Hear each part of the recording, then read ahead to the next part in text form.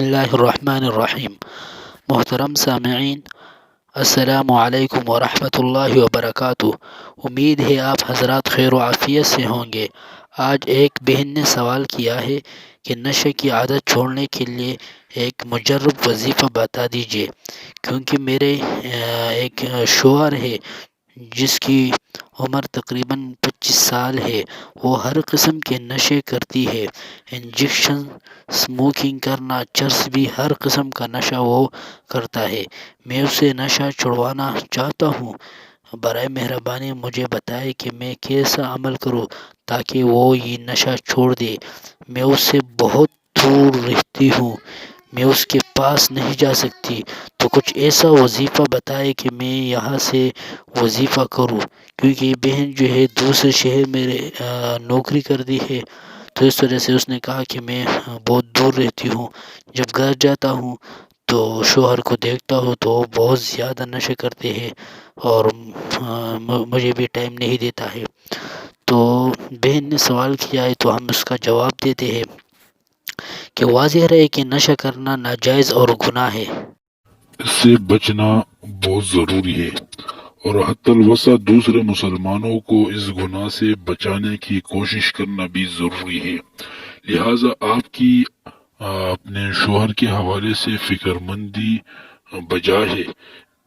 اس کے لیے اصلاح کے جو مؤثر طریقے اختیار کر سکتی ہے، اپنی استطاعت کی حد تک اس کو اختیار کرے۔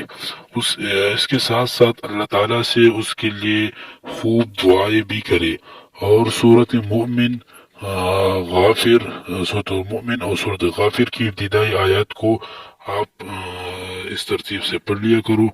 وہ آیتیں بتاتے ہیں، پھر آپ کو ترتیب بھی بتاتے ہیں۔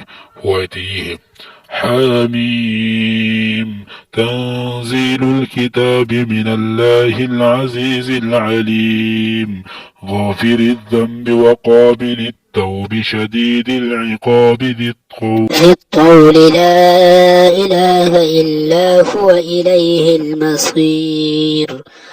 پڑھ کر اس پر دم کرے، 21 مرتبہ پڑھ کر اس پر دم کرے۔ اگر وہ خود پڑھ سکتے ہو تو اس سے بھی کہے کہ وہ یہ پڑھ کر اپنے اوپر دم کرے، یا آپ اس کو پڑھ کر اس پر پھونک دے۔ اگر سامنے موجود نہ ہو تو اس کا تصور کر کے اس پر دم کر دے۔ انشاءاللہ تعالی اس بری عادت سے چھٹکارا نصیب فرما دے گا۔